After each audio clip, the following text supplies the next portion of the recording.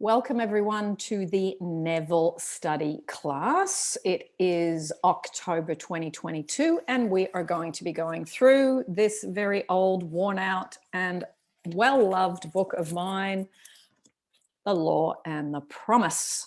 So what I thought I'd do tonight, it might be morning or evening at your end, today I will do some of the reading as you get more comfortable and you know how this all works. If you want to do a bit of reading, I will say, does anybody want to read? If you do, hit the emoticon, the reactions, and then I can call on you to read certain little sections. Okay, so I'm going to start with chapter 1. It's the law. And the law is, for those of you that don't know, is imagination creates reality. Now, in chapter 1, Neville discusses this very thing. So what I'm going to do is I'm going to read a little bit, and then the stuff that sounds a bit Neville-y, that's a little bit hard to understand, I will just put it into 2022 language. So the first part of this book, or the first portion of this book, is to show through actual true stories how imagination creates reality. Science progresses by way of hypothesis, tentatively tested, and afterwards accepted or rejected according to the facts of experience. So what does that all mean?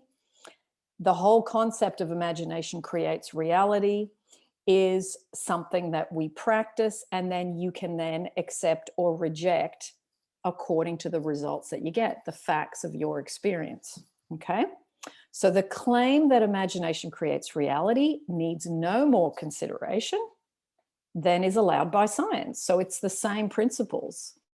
If you can test it, prove it, and in our realm of well-being, metaphysics, those law of attraction circles, whatever word you want to use for the big umbrella, we too need to practice so that we believe. It's the same thing. So the best way, I think the first best way is reading other people's success stories. The second, and probably the top of the totem pole, would be having results in your own life so that you can then really start to believe from a place of confidence, because it's your experience and no one can argue with that, especially you. So the world in which we live is a world of imagination. In fact, life itself is an activity of imagining. For Blake wrote, Professor Morrison of the University of St. Andrews, the world originates in a divine activity, identical with what we know ourselves as the activity of imagination. Okay, so the knowing of ourself is through practicing imagining certain things. And then as you work more inward, and he talks about this in the next sentence, you open the immortal eyes of man inward. So you're actually, instead of going, oh, that's happening, I'm having an emotional reaction and I'm having thoughts about it, you start to learn it's the other way around.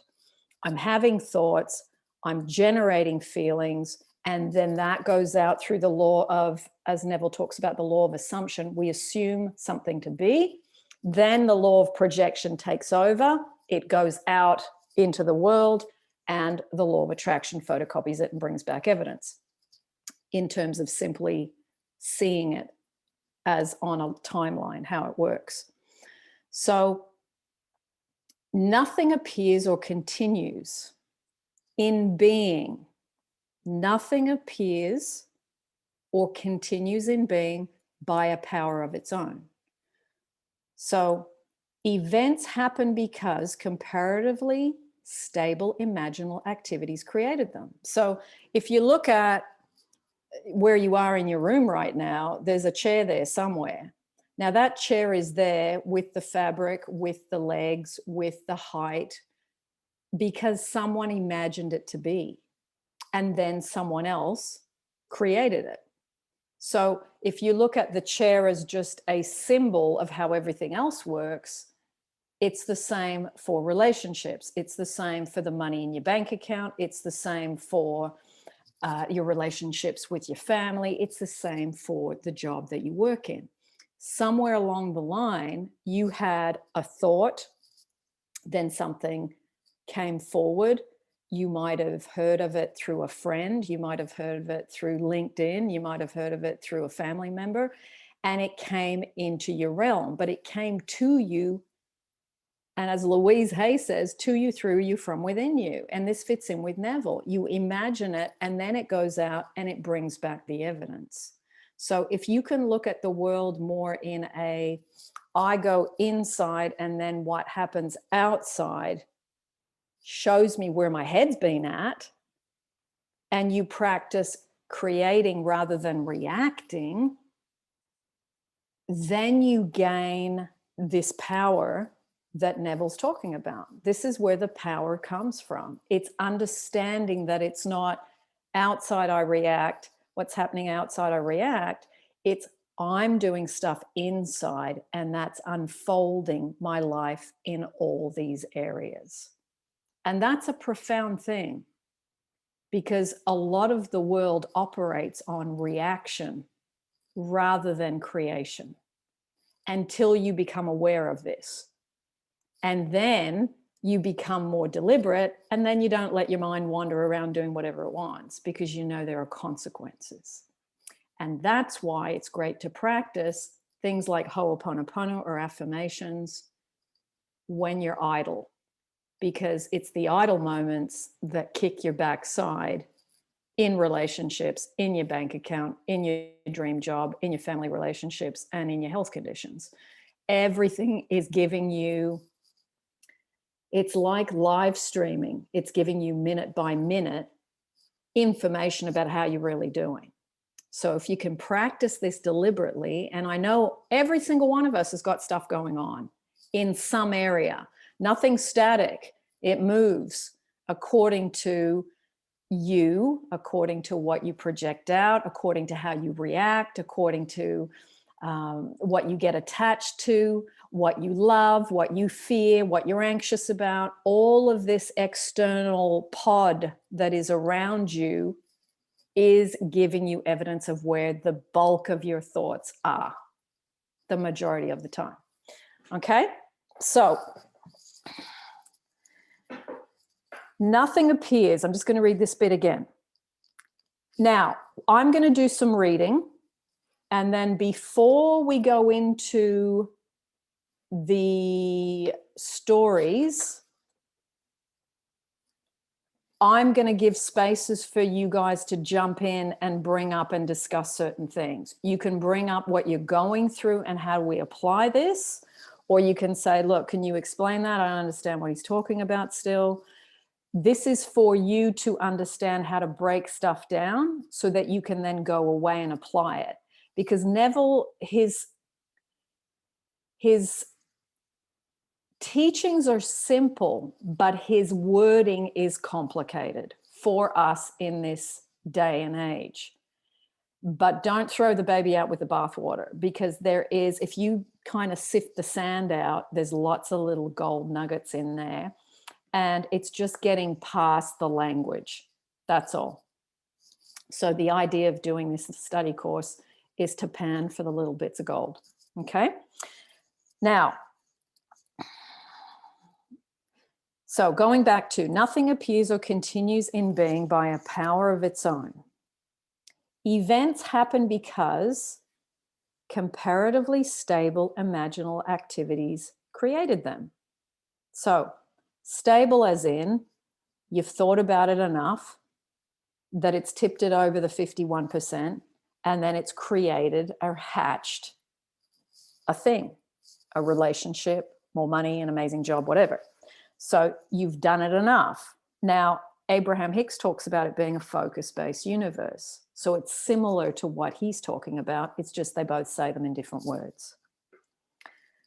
Now, the secret I know, I've missed one sentence. They continue in being only as long as they receive such support. So if you stop watering a plant, it dies. If you keep watering it, it grows, and it looks amazing if you give it a bit of sun and a bit of fresh air. It's the same with this. The more you continue, I think, doing it enough, but not tipping into doing it to exhaustion. Now, I see a lot of people use Neville and it goes into exhaustion. I see a lot of people use LOA, Abraham Hicks, and they're trying to accelerate to that end result. In the end, they smash themselves mentally and emotionally, and that energy is negative, and then it doesn't get you to where you want to go. So that's lovely, B. Is there such a thing as overwatering? Hell yes. And then the plant goes brown on the edges, you know? So yes, absolutely. That's a good image. Oh. So if you're giving it imaginal support, if you're giving it love, fertilizing it with love, and you're not overwatering, it's really a great way to, you're solving the greatest problems because you get to be a solution-focused human being. And we will talk about living in the end later on, but that's very much, imagination creates reality. You're not going to imagine things you don't want. I mean, we do that as a miscreation when we don't focus consciously. We go into our fears of being second best. There's another woman. Someone else got the job, not me. There's a whole long list of ways that you put your head on worst case scenarios and train wrecks. So when you start knowing the secret of imagining is you're constantly doing this. Pull away from the problem, focus on the solution. Pull away from the problem, focus on the solution. And you're dragging yourself between these 2 points continuously. As you get better at this over the years, it's like your life levels out. Your relationships get better, and all these other things that have been troubling you settle down because your energetic pulse is calmer, smoother, and more balanced. As you become that, then the external scenarios calm down as well. Okay. Now, supreme power, supreme wisdom, supreme delight lie in the far-off solutions of this mystery.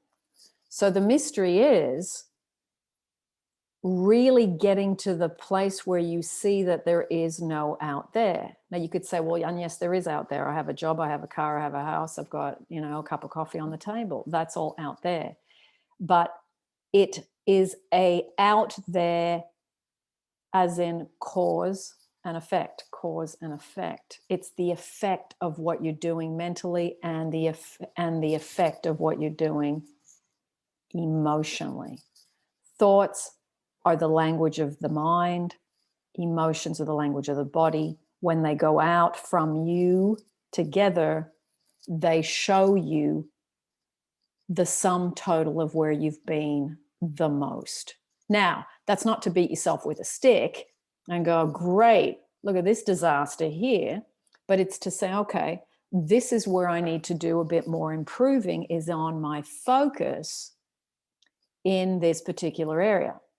And I'm going to make the effort to use imagination creates reality on this one thing at a time. Especially in the beginning. I think doing one thing at a time and not scattering your energies is much, much better than, watering a little bit everywhere and you're not really focused.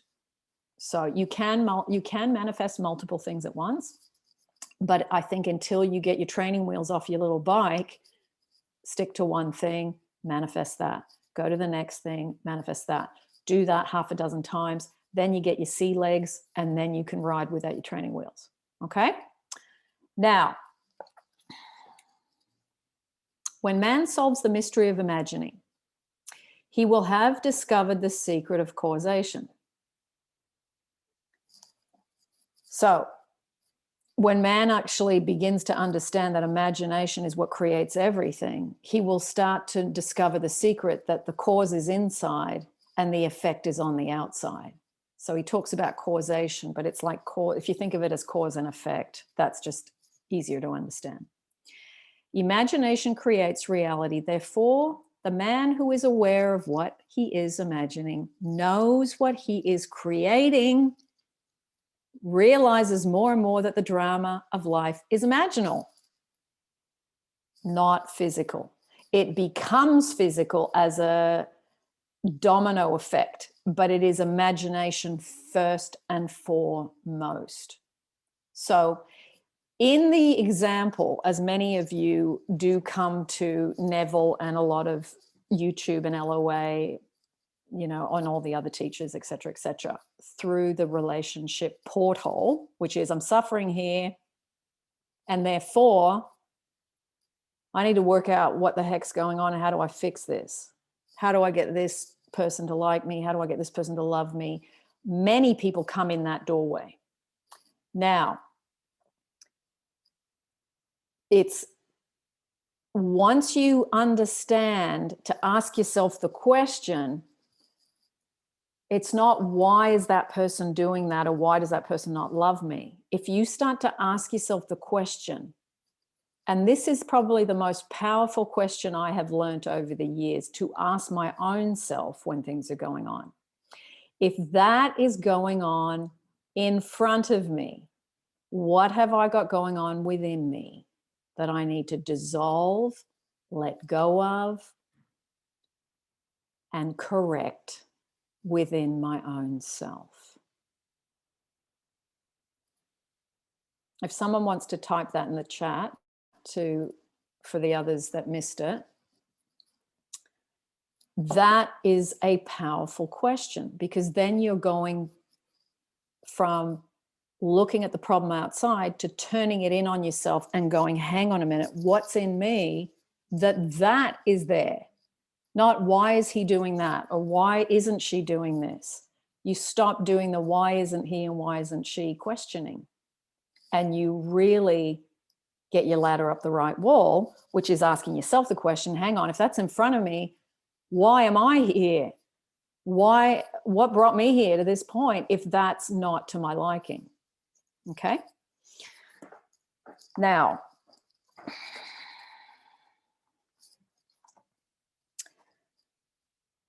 the man who is aware of what he is imagining knows what he is creating, realizes more and more that the drama of life is imaginal, not physical. So just going back over that point.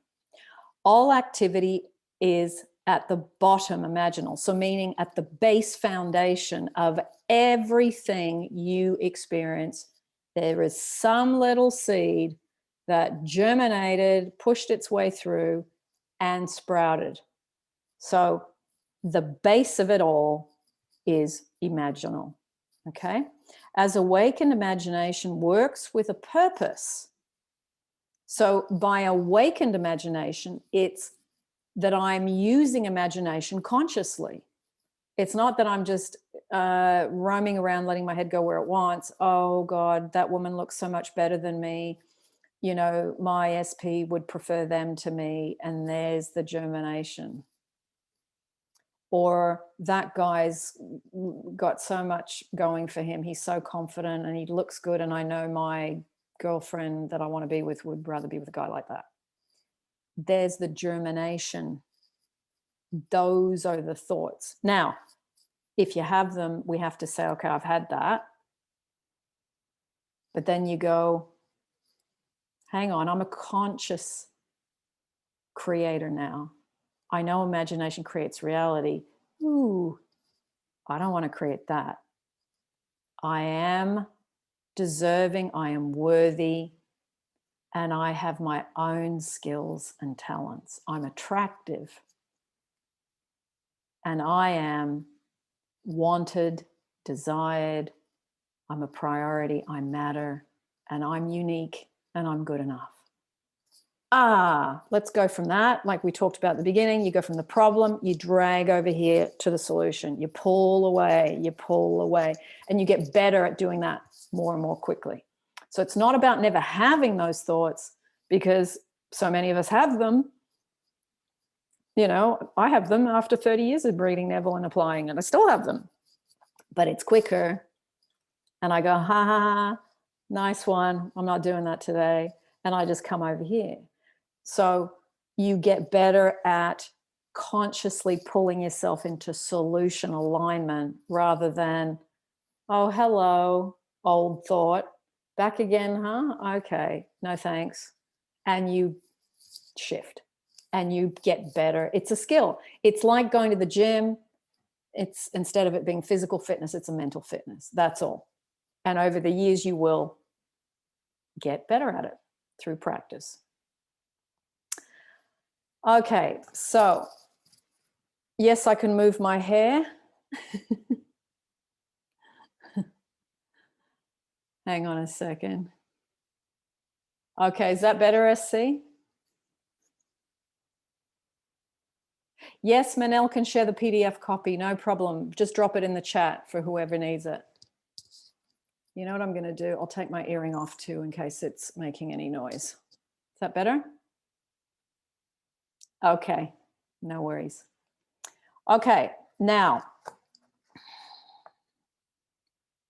I'm going to read a little bit more, and then I'm going to ask you if you want to do any questions about the half hour mark, okay? So if you want to ask something, put the little cartoon hand up in the chat. Not in the chat, in the, you know, where the participants are. And if you don't know how to do that, just put in the chat, how do I put my hand up, and someone will help you to do that. Now,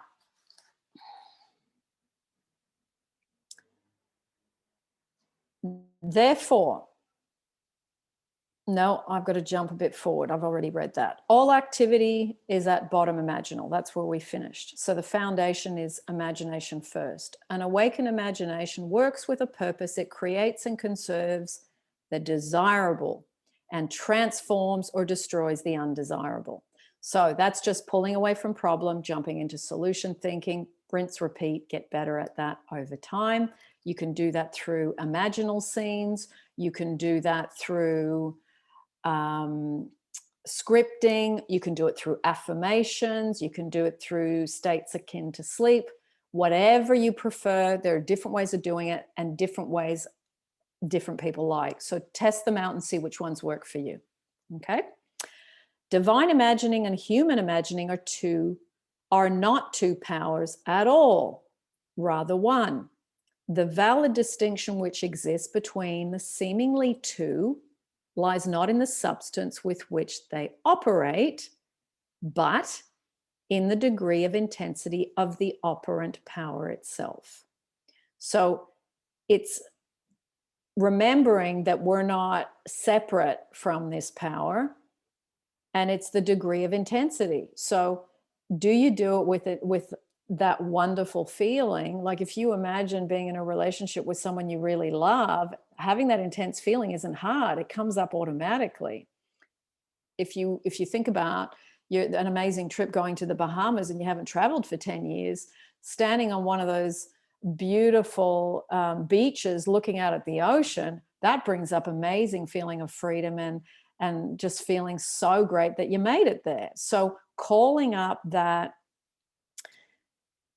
intensity, the degree of intensity, if you have a strong desire, that should happen pretty much easily and effortlessly, because you get a rush. It's like a rush runs through your body. And if you get that, you know you're doing it and you're in the flow of it at that moment. Now, does anyone want to ask something? CW, I'm going to call you up first. Hang on, I forgot to unmute you. Ask to unmute. Okay, you should be able to talk now. Hi, yes. I guess my biggest block has been not being able to ever get into abundance or an overflow when it comes to money and career. So I kind of always have just been stuck in just enough. Yeah. Even though I've worked on self-love, I've worked on self-concept, I've done affirmations, sleeping affirmations, scripting, vision boards. I've been doing all the watering, and I just don't know what my disconnect is between just always getting by and not being able to get into the overflow. And I know that there's nothing lacking within me. I know I have all the skills and all of that stuff. I just don't know what the disconnect is between where I've been and where I see myself being. Okay. Ask yourself the question, did you grow up poor? I'm not poor, but not wealthy. Like Okay. probably poorer than I thought we were, if that makes Yes. sense. Yeah. I think we were probably a lot poorer than I realized that we were. Okay. Definitely compared to my friends that I grew up with, there were Yeah. definitely a disconnect from where we lived versus where they lived. Okay. Okay. Yeah. Why I'm asking you that question is because I know when I was trying to first do money statements, because I grew up, my dad was on welfare, and you know, it's the whole, that usual story. The affirmation, I am wealthy, never meant anything to me because I'd never been wealthy. It was a word. It wasn't something I ever had. Now, for people that have been wealthy and lost their money, that affirmation works well. But for me, I am wealthy meant nothing because it was just this word that was out there, or I am rich. And I remember thinking, how do you do this when you've never felt it? Yes. It's like, I thought, well, I can do I am love because I know my mom loves me. But, you know, in relation to having a relationship and believing that I could be loved in a relationship. But I thought, I've never had money. There's never been much money in the family. We're always in debt. How do I do this if I can't do I am wealthy and I am rich? So what I worked out was rich people are free. So, and I thought, okay, well, I can find pockets and moments of freedom because on a weekend when I'm not working and I can walk along the beach, I feel free then. So I went in the back door with the wealth and started doing I am free. And I'd walk along the beach and I'd say that one affirmation for about an hour. That would be the feeling that a wealthy person would have because they can do what they want when they want. Now, that's when money started coming in towards me more because I finally worked out it's the opposite of feeling trapped and restricted. So that was easier for me. And there was those other affirmations, I'm prosperous and I'm abundant, and I'm visual. So people would say that and I'd go, what does a big pile of prosperity look like? What does a big pile of abundance look like? I need hardcore images with edges on them so I can see it, you know? So those affirmations didn't work for me either. They still don't. I understand what they mean with my head, but it doesn't work for me to absorb it. So ask yourself, I'm going from feeling trapped and restricted to really feeling free and open so I can do what I want when I want. So if you can try and find a way to make yourself feel more free, like I knew a woman that had roller skates and she would go roller skating and that made her feel free. And then she started clocking up money. And she roller skated she was an adult, she wasn't a kid. She was like in her 30s and she roller skated on this concrete pathway near a park, near her house. And she did that every day. She started attracting money. And I remember thinking, isn't it great to find different ways to be free? So if you can associate freedom with money and then go, how do I work on feeling more and more free? Then that is a way to get in the back door of attracting more money. And that was really helpful. Now, The other thing is saying to yourself simple things, you know, like still say this affirmation: it's crazy how much money comes to me. It's in everyday wording. It's in 2022 language. It's not complicated. It's short and sweet. And it's like that kind of language and lingo makes sense in this generation. So that type of affirmation is easy, it's short, and it's like, yeah, that it's crazy how much money comes to me. And then you kind of laugh because it's a bit odd, and it's, you know, you just go, does that sit on me comfortably? So I think finding the affirmations that work, and then also I would go back and do some inner child work on the situations where you remember, whether it was your parents' money fear, whether it was your money fear, whatever it was, that you remember a specific incidences. I would go and do some inner child work specifically on money and let the inner child release any kind of, you know, that where you're clenched and you've got anguish about money. And you don't need to remember what the exact memories are sometimes, but you say to the inner child in the inner child meditation, please let go. I don't need to know what the memories are, but you do. You remember you were there. Let go. Okay. I'm just going to put some more lights on. Yeah. So does that help, CW?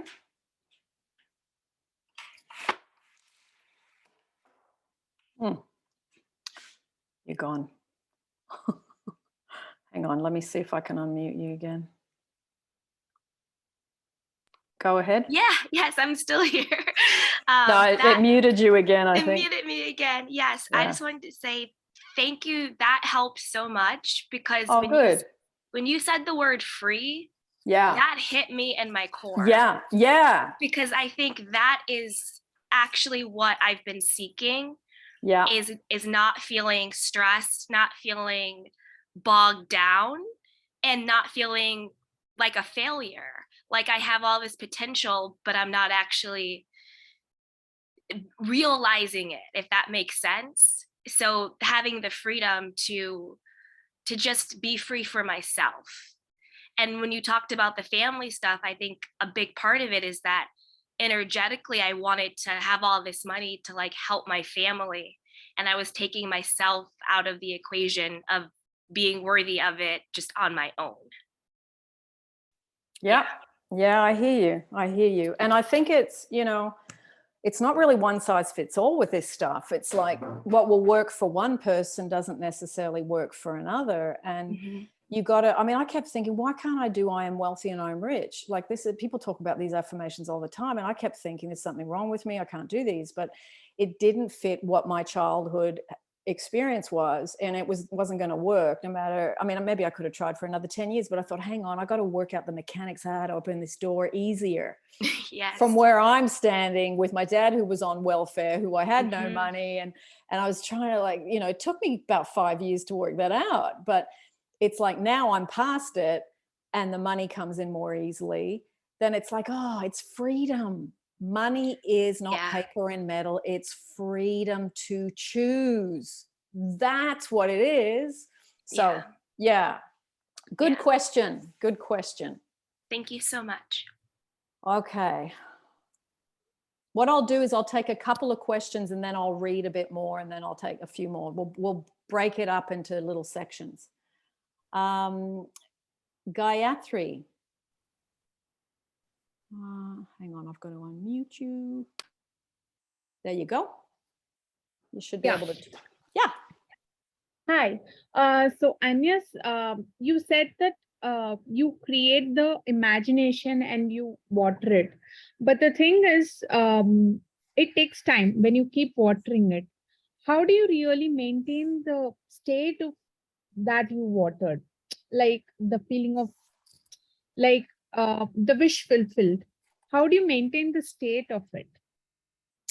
Well, I wouldn't try and maintain it like all day, every day, because that'll drive you nuts and then you'll start going crazy and then you'll give up and then you'll get exhausted. So I think it's just maintaining it in periods and pockets during the day. I think at night it's easier to do it as you slide into sleep. If you've got a bit of time, say you're working and you've got a lunch break, you know, write those couple of things like in the example we just had with CW. You actually write down what state you want to be in. Like in this case, it was I am free. And as you say it, it starts to get a feeling. And the more you do it, it's like when you put on a brand new t-shirt and it feels all stiff and hard. And then 10 years later, after you've washed it like a zillion times, you put it on and it just sits perfectly. It's the same. The more you practice a little bit here, a little bit there, a little bit there, you just don't feel like you got to do stuff for hours on end. It's like, it's not humanly possible. I mean, we've got lives, we've got jobs, we've got kids, we've got elderly parents, we've got pets, we got, you know, like we got responsibilities. So little pockets here and there. And as you do that, it all accumulates.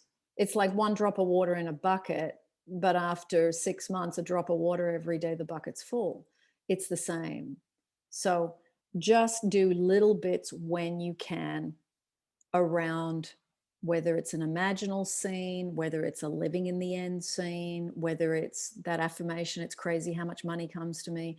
You go, okay, I'm walking from here to the corner shop to get some pasta. It's going to take me 10 minutes there and back. Let me do 20 minutes worth of it's crazy how much money comes to me. Or I am very, very loved. And you just do that for 20 minutes. And you go, okay, I'm going to do this affirmation. Let me do this one for a month or two and let me get good at it. And then you go, okay, I've done quite well with this. I think people jump around too much to different things. And it's because it's harder for you guys now because of YouTube. Like when I started, there was only books. It was easier. You know, it's like this book I've had since 1995. And it's like I'm still reading the same bits that are highlighted. And I'm not listening to 75 people on YouTube interpret this book. So my interpretation came from me and my law of attraction friend who's now in her 70s, because we've been doing this together for 30 years. And we only had each other's opinion. I think it's easier to block out too much information and don't water things down so much. If you're going to listen to anything, listen to Neville in his own voice. And over time, you will start to understand what he's talking about because you get used to the way he talks. Okay. But only one more thing. Yeah. I just wanted to ask, so every time you have a thought, that is the old negative, repetitive, habitual thought process, like you used to say. So every time you get a thought, when I'm working on my SP, I get a negative thought. Oh, is he with someone? What you told right away. So immediately we needn't shift it to the positive version of it. Rather, it is better to go into the I am versions of it, right? That is what I want to know. More of self-love things. Well, if you're thinking, is he with somebody else, what that tells you about you is, I feel I'm not good enough and I'm second best to some imaginary person. Yeah. So the work you do is, I am first best, I am good enough, and I'm secure, because it highlights to you that you're insecure and you've got the fear of the other woman. So you look at the thought you have and you go, okay, hang on, what does that tell me about me? It tells me that I'm insecure. It tells me that I've got a fear that someone out there is better than me. Yeah. So you use what the first thought shows you. You go, I'm thinking about another woman. That means I feel second best, not good enough, not secure. So there's the work I need to do. I am secure, I am good enough, and I am first best. Or if you want to say I am love, whatever words you prefer that are, you know, the ones that you enjoy the most, that resonate with you, pick the ones that work. So in the case of I'm wealthy and I'm rich, that didn't work for me, I looked for something else. If I'm first best, a lot of people say to me, I don't know about I'm first best. And I go, it doesn't matter. You pick something that is, you know, because there's also the cultural differences. What you say in the US to what we say in England to what we say in Australia. There's different types of ways of saying things. So pick what suits you. I take no, there's no one else compared to me. Yeah, you can do that. You can do that. Does it give you a good feeling? Yeah, Okay. I say no one else compared to me, and I am special. Okay, you can do that. You can do that. If that works, that's your two, and you go with that. Thank you, Agnes. Thank My you for the pleasure. time. Okay. All right, so let's go on.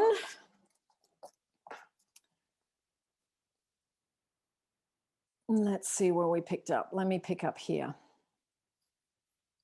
Keyed low, an imaginal act is realized in a time process.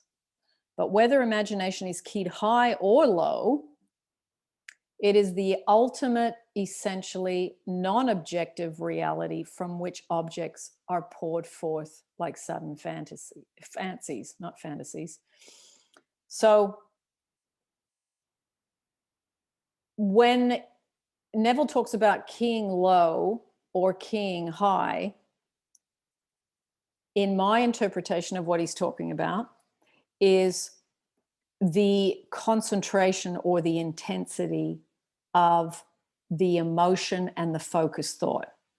So sometimes you can key it low, such as you are not in a meditative state, you're walking down the street saying, I am loved, let's say, but you get distracted by barking dogs and screaming children and your neighbor's whippersnipper. So your focus is keyed low because of all the external distractions. Now, if you sit in meditation, Donna's laughing. So if you want to key it high, you go, I'm going to shut the curtains, I'm going to pull the windows down, and I'm going to lay on my bed and shut my eyes and shut the senses off. And if I've got a noisy neighborhood, I'll stick some earplugs in my ears, and I will key it higher by having less interruption into my focus, my pinpointed focus. I'm more able to do that. Okay. Now,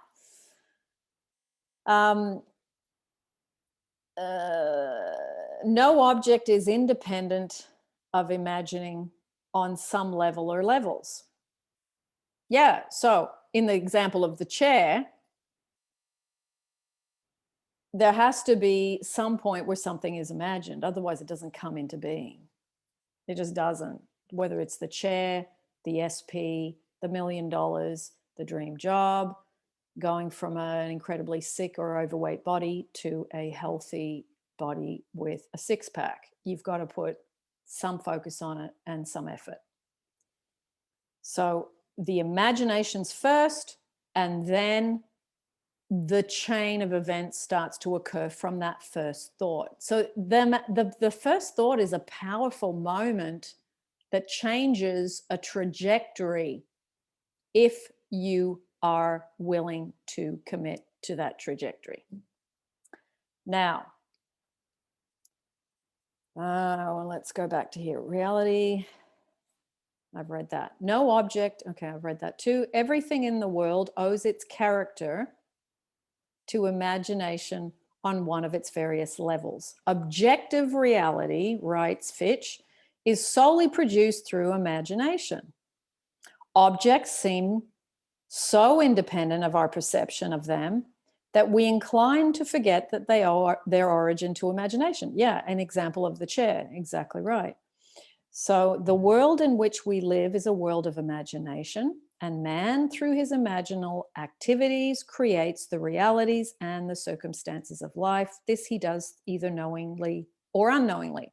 Now, in the case of unknowingly, this is why we end up with situations that, you know, we get fired at work, all of a sudden all the money gets whipped out of your bank account because you've got a huge tax bill.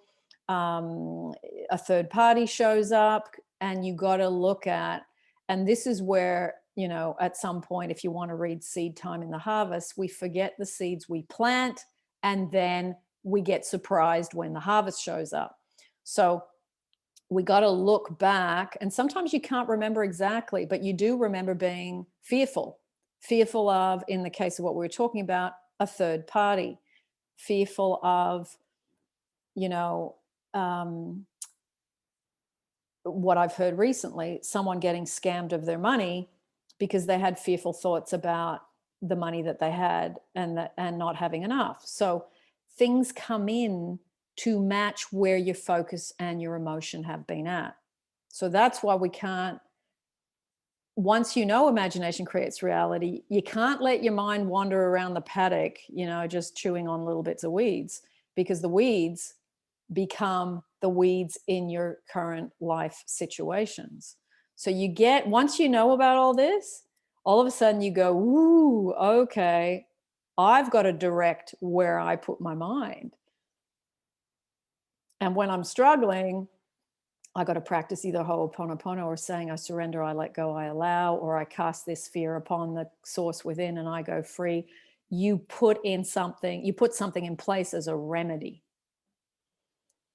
Men pay too little attention to this priceless gift. It is a priceless gift, that's for sure. The human imagination, and a gift is practically non-existent unless there is a conscious possession of it and a readiness to use it. So when we come to Neville, or when we come to law of attraction, or all this stuff, that's when you start to become aware of, through usually listening to other people's success stories, of how they used the mind to attract something that they wanted, and the process along the timeline of what they did and how long they did it for. That's how we start to learn to believe. And then we start to not just read books and watch YouTubes, we start to apply. And then when we get results of our own, we start getting confidence and we feel more able to tackle the bigger stuff.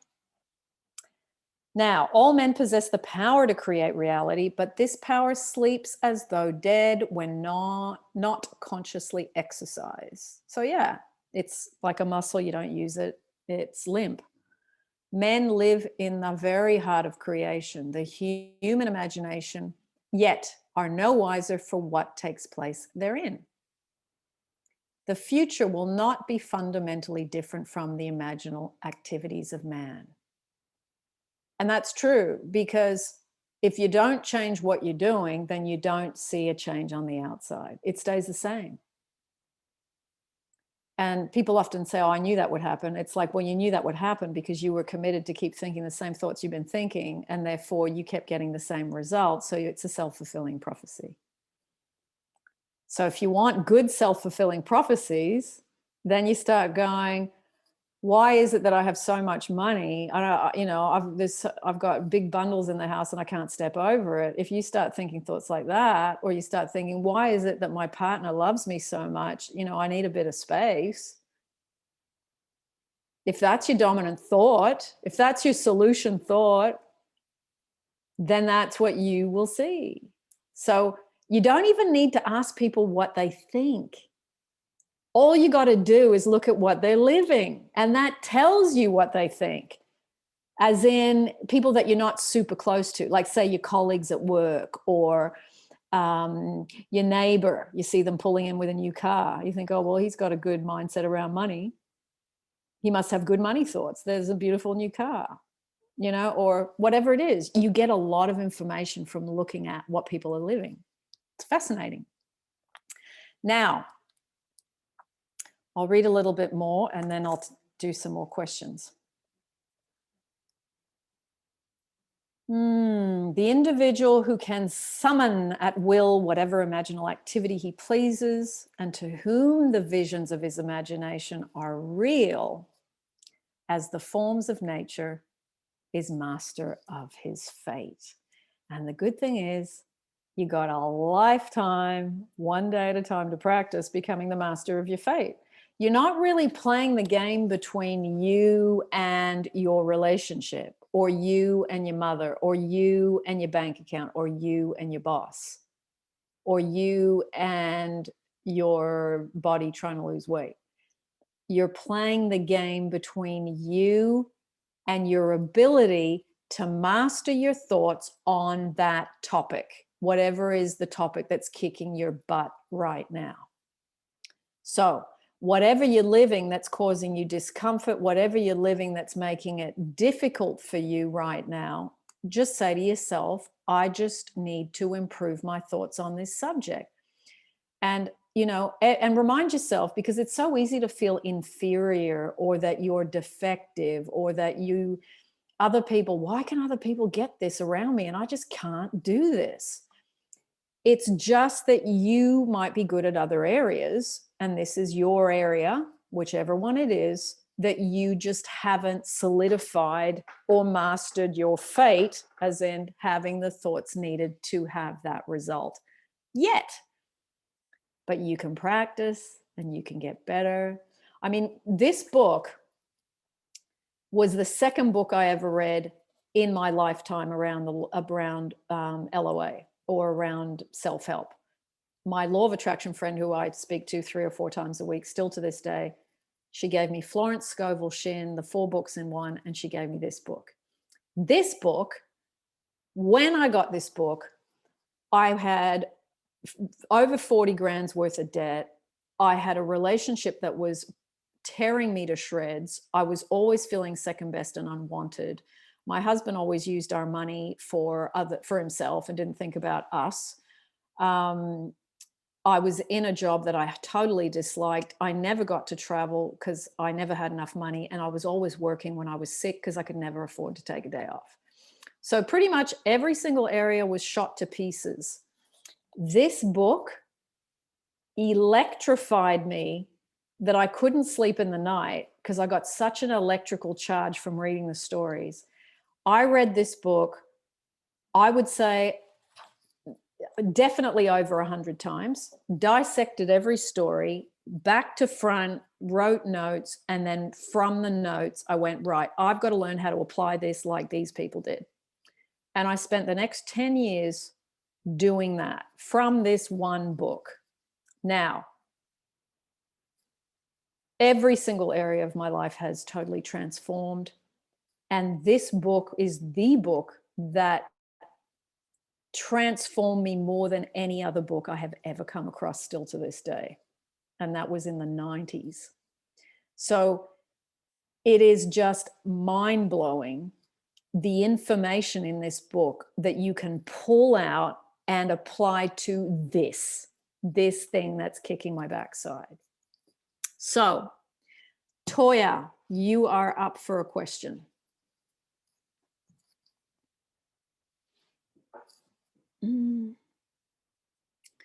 Hang on, Toya. I think I unmuted you, but let me just double check because you're not talking yet. Ask to unmute. Okay, there you go. Oh yeah. Hi. Hello. I think after listening to the first 2 questions, I think my struggle may also be I'm not good enough. Okay. I got to nursing school. I affirm this. I work so hard for it, and I am failing. And every time I sit down to study, I am so distracted. And this is not me. Like, this is my dream failed. And I think I'm feeling I'm not good enough, and I keep quitting on myself. Okay. Okay. One thing that just jumped into my head, get in contact with Annabelle that I just did the interview with in London. She never felt good enough, and she's just completed her degree. And she didn't even want to study. She just thought university was for other people. I would contact her and make a connection with her because she's just finished in the last 3 or 4 months. So she'd be a great contact for you. What's clear is you know what it is. I'm not good enough. So you go, okay. And this is what Annabelle did. You'll see she was working on the degree, and then she was working on what she had to deal with in herself. She was working on the degree, and so she kind of winched herself up. It is about saying to yourself, I am enough, or I am good enough. It's really, you just have I'm not good enough strongly. I mean, let me ask you, in your family, has anyone else gone to university and got a degree and succeeded and done well academically? Yeah. Okay. My sister actually is a nurse. My 2 nieces actually just became nurses. Okay. And so I'm like the fourth one to do it. Nice. And I don't know, because with the SP situation, I try to put that on the back burner and focus on school. Yep. And I'm going to put all my self-love into me. But even when I do it, I'm not feeling it. And I've never been here. So I'm confused because I'm like, I've never been at this place where I don't feel confident in my skills. Let me ask you, when you said distraction, distracted by what? External things or internal mind stuff? Both. Okay. Both. Okay. What's your best time of the day to study? When do you feel the most alert? Are you a morning person, night person? I'm a morning person, but the best time it seems to be on the weekend, because the weekends are the most free time that I have. Okay. Okay. Are you getting enough sleep? Are you drinking enough water? Are you eating healthy? Because all that stuff fogs out the mind if you don't do it. So I may need to look at my whole daily habits. You got to look at your daily habits, because lack of sleep alone makes it really difficult to absorb study. That one thing alone, being dehydrated, again, fogs you out, gives you headaches, makes you lethargic. You got to deal with what the physical body needs first and prepare yourself to be mentally in your optimum to be able to absorb information. Okay. So try and look at that stuff and see if that could be improved.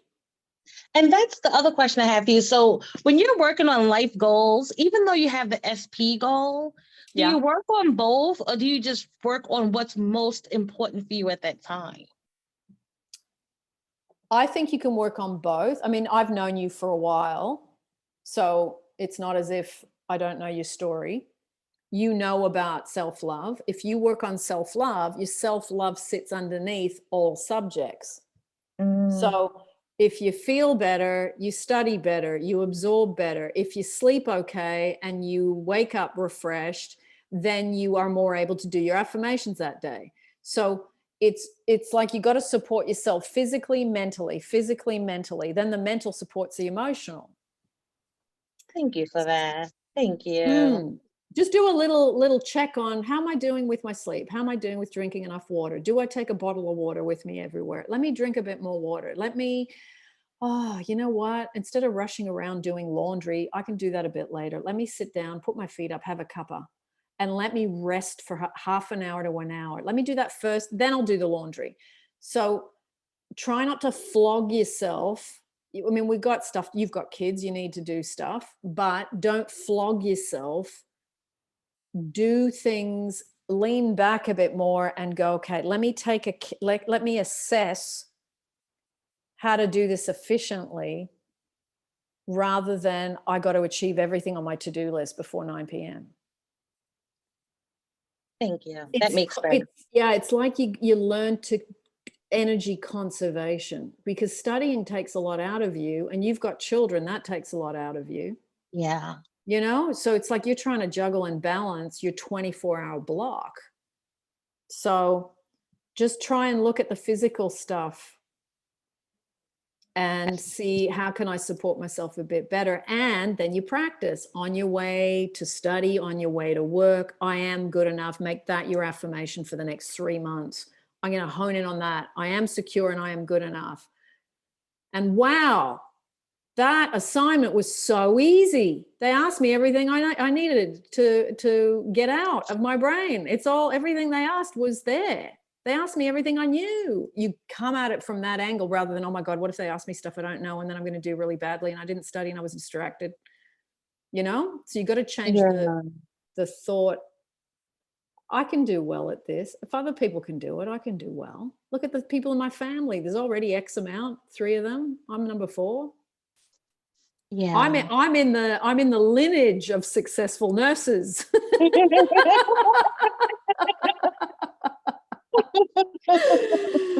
Do it that way. Get on top of it. Power up. Do it. Yeah. Thank you so much for that. You look good. B, I'll take one more and then I'll read a bit more. I've unmuted you, B. Hang on, I better double check, B, because you're not responding. Okay, I've done it again. There we go. Hi, Agnes. Thank Hi, you for B. holding forum. My question is in regards to, do you know when you were saying the seeds that you plant and then they manifest, like you saved up X amount of money and then your tax bill comes. Yeah. So I don't know if you remember me saying this to you, that in life sometimes you think you want something, like you think you want a BMW 1 Series, but you don't actually want that. Like you think you want to go out, but you would much rather cook pasta at home and watch TV. So what my question is in regards to is that I don't know if I should tell you the prerequisite. So it was a case of, I asked you, my self-love is amazing, but I'm not manifesting a relationship, and you told me about the 2 parts of the nugget. Yeah. So what then happened was I spent 5 weeks talking about my limiting beliefs about men, exes, and my Pacific person. Yeah. Then me and my Pacific person, who were not on talking terms, I picked the fruit before it was ripe, and things were really bad. Me and him ran into each other, and then I realized that because I keep on seeing him, it's because you're not comfortable being around him. It is because God is trying to make you comfortable to be around him. So what my question is that I kind of know what the answer is. It's a case of people have put these seeds in your head that you could do better, go out and find better. But every time I try and go out and find better, I always find that most of the guys that I'm meeting are not even a patch on him. So the question I'm asking is, how do you know what it is that you want, as opposed to when you're dubious about what it is you want and what you don't want, if that makes sense? Well, I would think about whatever you think about, see which one gives you the better feeling. Like, So that's a good thing, because I know what gives me the best feeling. Okay, can you tell me? So do you know when my Pacific person, he's the one, like, basically, I don't know if I say some of my own manifestation techniques. Like when my self-love was lacking, I started making a list of stuff like, God has given me a metabolism. I can eat whatever I want and I can burn it off very well. I'm educated. Like even with this, I consider it as a course. Like I can understand things. I started, I'm 5'2", I can grow my hair easily, like stuff like that. I can cook really good food. Like look at all the gifts that God has given you, and then automatically you start feeling the love. Yeah. And I feel like that's really important. But I was just like, do you know what happened was, I was like, I hadn't seen him in 2 months, and then that's when the ping pong started to happen. Well, I got the opportunity to go up to him and speak to him, but then I realized you're not loving yourself properly, and that's why you don't feel the confidence to go up to him and speak to him. And like I said about Bridge of Incidents, my sister misplaced my earphones. Like she was at home and she put my earphones on this shelf, and I just had this thought that the reason why I've lost my earphones is because I'm going to see him. And that's exactly what happened. I had this moment where I was like, I release him. If I'm holding on to him and this is causing negativity in his life, I started crying. I was like, I release him. I don't want to have any negativity. Like I'm holding on to him. And then he drove past my house and I saw him. So it was like, I was like, this is when I realized that God is making me see him so often. It's because we had so much negativity between us two, where it's a case of we both hurt each other. I did it to him, he did it to me. Years ago, the relationship wasn't going to work when we met. I was 25, but now things are different. So it's a case of now it just feels like the seeds are being planted. God's making you get used to him, around him. But I visualized being with him and it felt real. Like you have to use all your senses, and sometimes that's really hard to explain when people don't know how to do it. So I'm just like, I'm at the bridge of incidents. Something's going to manifest with my Pacific person, and this is why I'm not meeting anyone better, because maybe there isn't anyone better than him out there. And I'm grateful for the fact that God made me meet someone as amazing as he is. You know what jumped out of everything you said to me? My self-love is amazing. You know, and you were talking about the 2 halves of the nut. And for those that don't know what we're referring to, the first half of the nut is the self-love and how you feel about yourself. And then the second half of the nut is how you feel about the other person, if you have an SP. So you got to look at your beliefs about yourself and you correct them and do the affirmations for that, which a lot of you in here will be well versed in.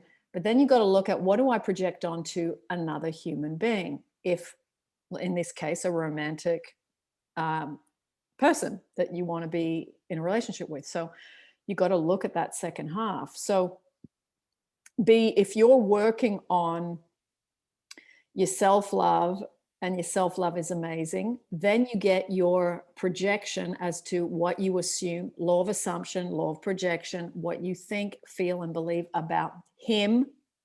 Weed out anything that is negative, flip them and correct them into positive statements, and start to say things like, I love how we get closer and closer. I love how we understand each other. I love how we are in sync. We always run into each other. We always see each other. Wow, we see each other.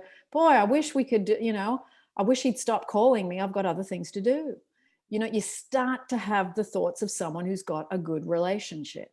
And when you start doing that, you've cleaned up your bit, you've cleaned up the bit about him, and then you've got the two pieces working in unison.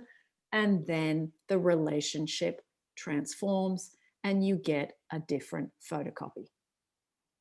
Yeah, that's really great advice. I think that is going to help me, but I am going to come to coaching for you as well sometime soon. So let's see You're how doing pretty good on your own. You But really are mostly doing pretty because- good on your own. I think that whole one affirmation, my self-love is amazing, is something that everybody in this room can take, away with them, and myself included. That is such a tight, simple affirmation. It's wonderful, very powerful. I would just like to add this one thing, because with a lot of people that I find that are looking in the law of attraction and manifesting a specific person, there was one thing that Aaron Doughty, I think his name is, turned around and said that you think you want to manifest the person, Yeah. but you're actually playing out some relationship that you had with your parents. Like, my parents didn't really give me a lot of love and attention. And one thing that I've personally found in my own dating life is that when people see you, they will have this fantasy of you, and they expect you to act that fantasy out. So when you do love yourself and you know what you're bringing to the relationship, and you do, it's not just affirming to yourself, it's a lot deeper than that. It's having an appreciation for your life, yourself, and what you bring to the table. And then it is a case of you do things differently. Like with my Pacific person, I want him in my life so I can love him. I can spend, in return for loving him, I just want to spend some time with him. It's not what he can give me, it's about the abundance that I have in my own life. And he would just add to that abundance. Well, and it's also, I think, the spiritual maturity between two people that, want a romantic relationship, or you do, and, they're over there for the moment, is not, I am fixated with them loving me. It's, I now have self-love and I'm going to give that to the relationship. That's spiritual relationship maturity. And when you get to that point, honestly, that relationship, it just wanders over, and it's a reflection of where you're at, because you've changed from being a taker and a needy for love. And in 12-step fellowships, they call it a love addict, or someone with love addiction. And you start to become someone who is in a position to give something to the relationship rather than trying to suck something out of it. So it's a spiritual maturity. It's a growing up and maturing from being a child looking to the SP as a parent, and you're becoming more in balance as a woman looking to the SP as an adult. And that is when SPs come back, is when you understand that and you can do it deliberately. And you stop doing all those, my SPs, adores me, my SP chooses me, my SP, all these affirmations that are used to suck love out of another person. And that to me is kindergarten LOA. Because if you really love someone, you would not be doing that to them. So you mature. Like a lot of us start there. Like anybody that's doing that now, don't worry, because we've all started there. But you get to a point where you go, hang on a minute. Why am I doing that? That's just so vampire-y. So you get better at doing better affirmations that are more mature, because you've dealt with your inner child, you've built up your self-love, and you now have something to give. energetically because you filled yourself up, and you make a great partner when you're in that state. That's true. Good true. questions. Good questions, B. Excellent. Thank you. Ah, I love talking about this Neville stuff. I'm not going to be able to sleep tonight. It's so thought-provoking. Now, carrying on. We are on page 11. So let me just pick up from where we left off. Now, all men possess the power to create reality, but this power sleeps as though dead when not consciously exercised. Men live in the very heart of creation, the human imagination, yet are no wiser for what takes place therein. The future will not be fundamentally different from the imaginal activities of man. Therefore, the individual who can summon at will whatever imaginal activity he pleases, and to whom the visions of his imagination are real, other forms of nature, is master of his fate. So rereading that again, to be master of your fate, you have to master where you let your imagination go. The future is the imaginal activity of man. So I'm going to read that again, simple sentence, but powerful. The future, I would even say your future, is the imagination, the imaginal activity of man. So whatever you're imagining is your future, where you head, what trajectory you're on. It is creative march. Imagining is the creative power, not only of the poet, the artist, the actor, and orator, but of the scientist, the inventor, the merchant, and the artisan. Doesn't matter who or what, it is there for everyone. Its abuse in unrestrained, unlovely image making is obvious, but its abuse in undue repression breeds a sterility which robs man of actual wealth of experience. So if you do not use your imagination in a deliberate way, if you just leave it there and don't use it, then it's like being sterile. You just have a life that does what it does, depending on how you feel on that day and where you put your attention and what negative focus you have, or whoever comes into your life that day to disturb you, you react. And then after you've reacted, you come home and you're eating dinner and you've still got it going on in your head, and then you can't sleep, and then you take sleeping tablets, and on the domino effect happens.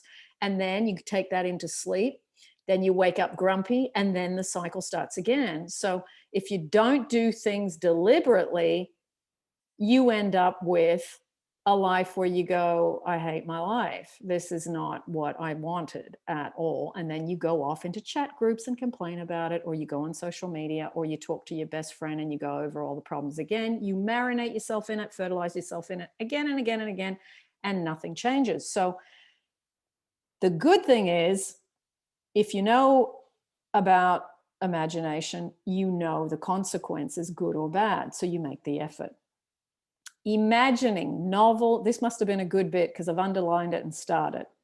Imagining novel solutions to ever more complex problems is far more noble than to run from those problems. Life is the continual solution of a continuous synthetic problem. So life is a continual solution. It is, because it's live stream, and it is reflecting to you how good you're doing minute by minute. The world created out of men's imagining comprises unnumbered varying beliefs. Therefore, there can never be a perfectly stable or static state. Exactly, because we're human and we have emotions and we have different feelings on different days. That's affected by sleep, people we love, how much we have to work, the type of work we do, and then you throw in family members, pets, children, etc., that can definitely destabilize many of us. Today's events are bound to disturb yesterday's established order. I love that. Today's events are bound to disturb yesterday's established order. So it's like what we do yesterday has a knock-on effect to the present and then has a knock-on effect to the future. So it's all on like a little timeline, and it is giving you real-time feedback. Do not bow before the dictates of facts. So, in other words, don't get all upset and twisted into a pretzel about what's in front of you right now, and accept life on the basis of the world without. So if you see something on the outside that's without what you want, you don't have to bow down before it. You go, no, that's not what I want. So I'm going to pull my attention away from the problem, again, like what we talked about at the beginning, and you go into solution thinking. And you don't waste time complaining to anyone. You got to give up the complaining habit. That is what drags you back into a whole bunch of stuff repeatedly. If you can give up complaining about that guy, that woman, that boss, that sibling, that parent, that neighbor, and put your focus on the ones that you love and talk about that, you will deactivate the unwanted people, the unwanted situations, because you're no longer watering the plants. Assert the supremacy of your imaginal acts over facts and put all things in subjection to them. So assert your supremacy, which is you focus and you make a decision to do the imaginal acts to correct the problems into solutions, and you make that a way of life. Hold fast to your ideal in your imagination. So hang on to it. Every time the problem pops up, you go, no, we're doing this. It's like you are training a puppy. You got to do it again and again and again. Nothing can take it from you but your failure to persist in imagining the ideal realized. I'm going to read that again because it's a powerful statement. Nothing can take it from you but your failure to persist in imagining the ideal realized. So you got to have pinpointed focus, and you got to do it as a, well, I thought about this years ago in 2019, 2020, when I actually used to be on social media, meaning not YouTube, all the other stuff. I added up that I was on social media about an hour a day over the course of a day, because the iPhone tells you how long you've been, doing certain things. An hour times 7 was 7 hours a week. An hour times 31 was 31 hours a month. Now, I decided to use that time to do imagining, and it transformed a lot of areas because I recouped those 31 hours instead of being on social media and started practicing more imagining. And, that's created a life where I travel, where I have my SP, where I have, where I sleep and I don't wake up with an alarm clock anymore. And that's been like that for a while. But it was that removing my attention from those things that really weren't that important and using that time to do this stuff. And when you do this and you make it a priority, you get the most amazing surprises in all areas. And you can do one area at a time. If you feel a little bit more advanced, go for it and do multiple. Like I used to go to bed and say, isn't it wonderful what's happening to me now? Over and over and over. Now, that's when I had too many topics to imagine. It was like the money, the job, the relationship, my partner's in London, I'm in Sydney, Australia. How's this all going to work? All that stuff. It was too many things. So I thought, okay, if I start imagining each thing individually, it's going to take too long. It's going to freak me out and it's going to overwhelm me. So I did one affirmation at night and I hopped into the feeling of, oh, isn't it wonderful what's happening to me now? And I knew it was covering all topics. And then all topics rearrange themselves. I did that probably for 2 months every night. And it was literally 15 minutes before sleep. Like it wasn't anything, like the huge chunk of my day. But that one thing reaped me amazing dividends. One affirmation, states akin to sleep, dropping into sleep with a great feeling. So Do it however you want to do it, but commit to it a little bit if these things that you desire are important to you. Now, to attempt, I'm going to read one more paragraph and then I'm going to do a few more questions. To attempt to change circumstances before you change your imaginal activity is to struggle against the very nature of things. Yes. So if you're trying to change the outside and then you still, like if you're trying to get someone to spend more time with you, but then you're still coming from a place of I'm not getting enough, I want more. It's exactly what he's saying here. You're struggling against the very nature of things because you're trying to correct the effect rather than dealing with the cause. So there can be no outer change until there is first an imaginal change. Everything you do unaccompanied by an imaginal change is but futile readjustments of the surfaces. Imagining the wish fulfilled brings about a union with that state. And during the union, you behave in keeping with your imaginal change. So you do an imaginal scene to change states, change from being unloved and unwanted to being loved and wanted, feeling poor and anxious about money to feeling free and feeling like you have money and you can buy what you want when you want. It's changing the internal first. Okay. So this shows you that an imaginal change will result in a change of behavior. However, your ordinary imaginal alterations as you pass from one state to another are not transformations because each of them is so rapidly succeeded by another in the reverse direction.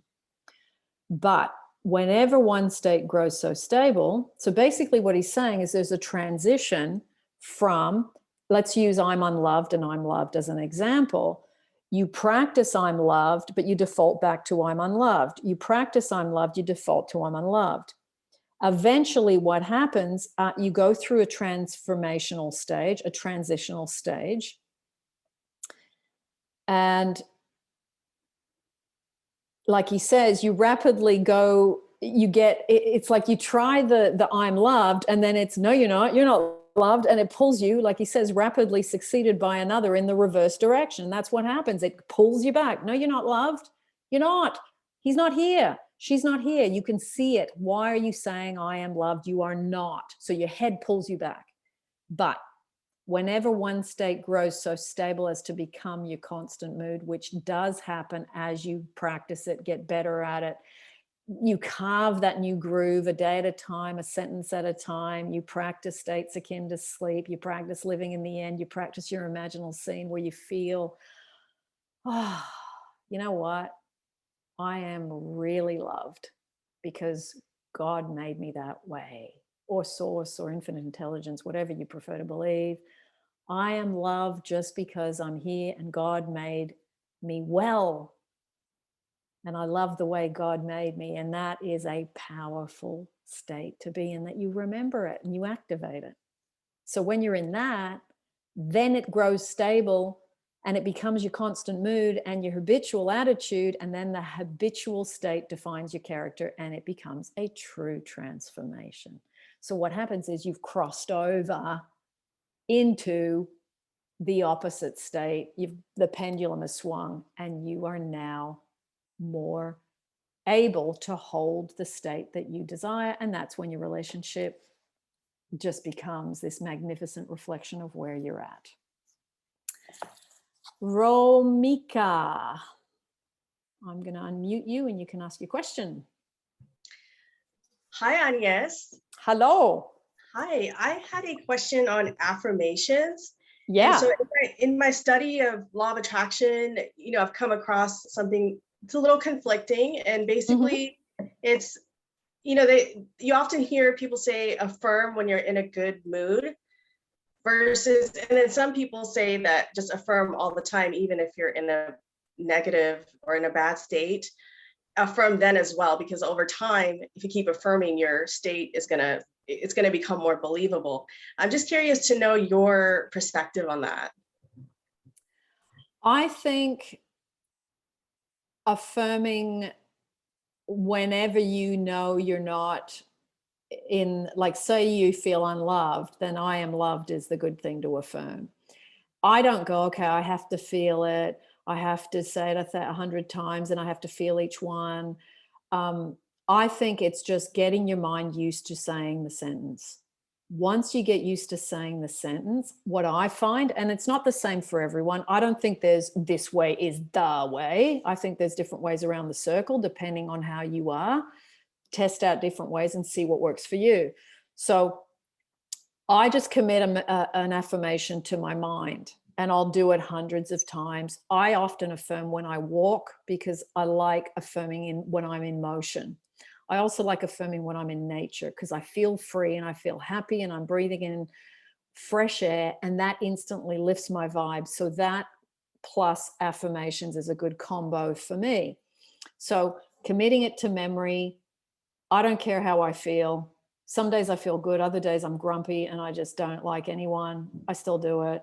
And I just go, well, you know what? If I'm grumpy and I don't like anybody, I'm still doing affirmations. It's better than, being grumpy and having grumpy affirmations going through. At least I'm redirecting so that I'll eventually pull myself out of the grumpiness because I've made it an attempt in my mind. Eventually my emotions will follow suit. Awesome. So in your experience, it's okay to affirm even if you're in a more negative state? I think so, because option one, affirm and be in a not very good state. Option two, be in a not very good state and keep thinking negative thoughts. When you look at both, I think this option is better than that one. So it's probably only a minor improvement in the beginning, but what happens is the cogs get oiled as you go, and then it gains momentum, and then you kick into gear, and it's like the bike ride gets easier. So you got to start wherever you're at, just start where you're at and just go. It's a bit like, oh, I need to exercise. Oh, I don't feel like it today. Well, shut up, put your shoes on. I don't care how you feel. You're going out. It's like, I don't go, oh, well, no, I'm not. I'm going to just lay on the couch and indulge myself. I go, oh, well, do you want to get fit or not? Yeah. Well, it means you got to walk 4 days a week, or it means you got to do something. So, I just say, shut up, get on with it, and put the shoes on. And it's the same with the affirmations. I just go, I don't care what you want. You're doing it. It's like a parent that's doing a bit of tough love for that moment. It's like, no, it's not about you and how you feel every 5 minutes. You're going to do the work, and it's just for 1 hour. It's not going to kill you. And so it's kind of being that parent that kicks you up the backside a little bit. And I know that isn't for everyone, but I know I will choose the easy option every time if I allow myself. So I know I have that in me. I don't let myself choose the lazy option all the time. Awesome. Yeah. That's clarified a lot. Thank you. Jess. Hello, can you hear me? I can, yeah. Hi. So thanks again for this. Just want to say that. I'm sure everyone is excited to be here. And my name's actually Jessit, but no one can say it. So I just said Jeff. Yeah. Nice meeting you officially. I have a question that I'm sure everyone can relate to, and we're starting to kind of get to the nuts and bolts of it here in this chapter. Whether it's money or an SP or whatever, imagine that you're feeling really great. This was my position. I'm sure people feel this. They're feeling good. They're doing the affirmations. They're working out. They're taking care of themselves, love their job, have everything sort of aligned. And then all of a sudden, the complete opposite happens. And it's like, you're feeling good and then everything's shattered. For me, it was an SP, getting along great, everything going great. And then all of a sudden it was like a bunch of really cruel things. Everything fell apart, got ghosted out. And I'm like, but I'm doing the work. I'm feeling great. Yeah. And I'm sure it'd be the same thing for someone with money. They were wanting money. They were trying to manifest money. And then all of a sudden, a big expense comes up or something. Yeah. So the question, I guess, is this could be several things. Maybe there's more work to do. Perhaps there was something in me that had resistance. So the question, I guess, is how do you not react to such extreme situations in order to overcome I don't know if this is a reaction to overcome, because it took me a while to really, really heal after those words. I mean, Yeah. you can't be quite immune to something that you're like, oh, I think this is going so good, talking every day, doing great, hanging out. And then they make it abundantly clear that it's never going to happen. You're like, what?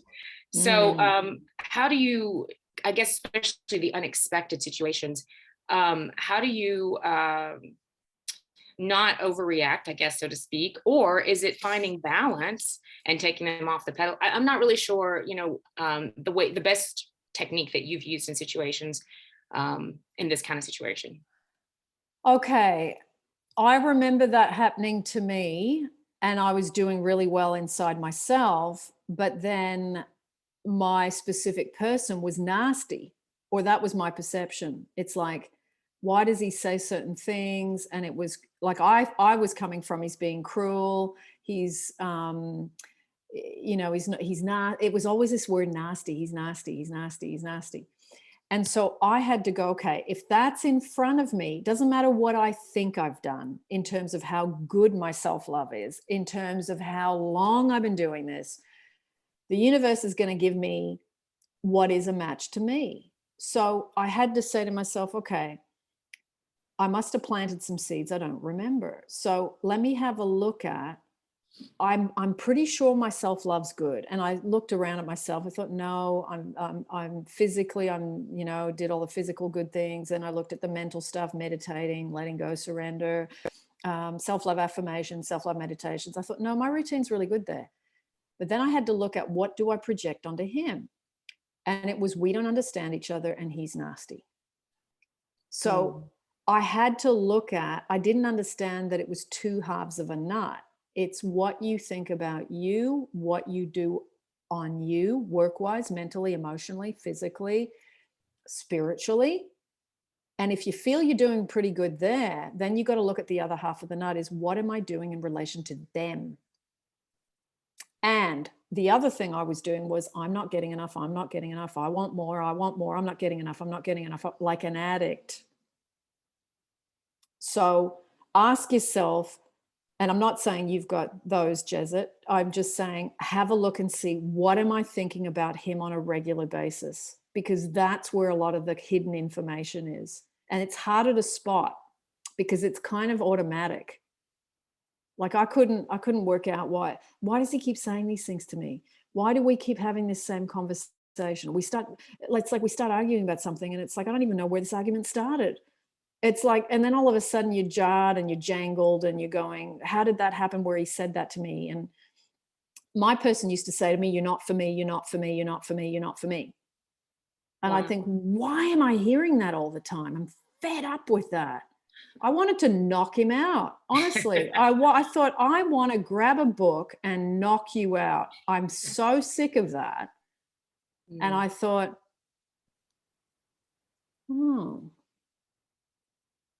I'm not for you is giving me information about what I'm doing. What am I doing? And it was, I was still trying to get more from him.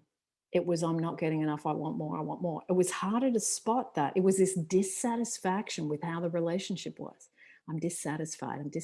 If he could just do this, if he could just, you know, and it was like, I had to iron that out within me. I had to ask myself that question that we talked about right back at the beginning. If that's in front of me, what have I got going on within me? I need to dissolve, let go of, and disintegrate. And it was those things I was still projecting onto him. So if you can work out, you know, you might not discover it straight away, because it took me a little while to identify what I was thinking about him. But once I identified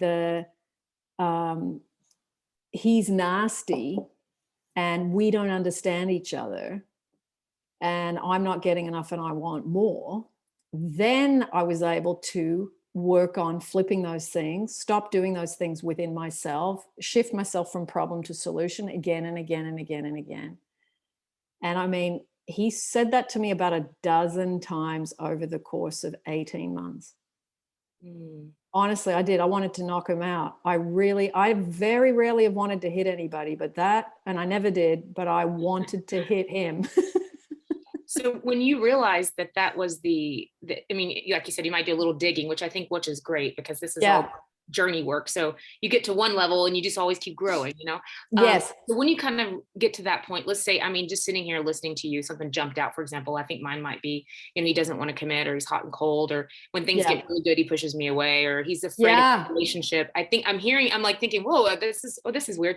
So how do you flip that? I guess, because I don't want to I'm always like a little bit too afraid, and probably a lot of people feel this way. You don't want to like need, want. However, you got to project something nice onto them. Yes. How do you do that? I guess that would be the best question for everyone. Well, I think the first thing is changing the interpretation that I need love from them. If you have an SP, they're one of your greatest teachers of all time, because they show you all your weak links. They show you where you're trying to get love. They show you where you're always wanting more. They're showing you where you're dissatisfied, and you go, it's not them blowing hot and cold. It's me being dissatisfied with what's given. It's never enough for me. It's never enough. And that comes from the father. For women, usually, yes, from the mother too, but it's often, if it's problems with men, it's often the father dynamic with the daughter. So that was definitely my dynamic with my father. So I didn't even realize that was permeating from me for decades. I didn't even have the consciousness to identify that. So once you realize I'm in this perpetual state of, I'm looking at him thinking he's blowing hot and cold, but I haven't looked at my end of it. I haven't looked at that I'm going, I'm not getting enough, I want more.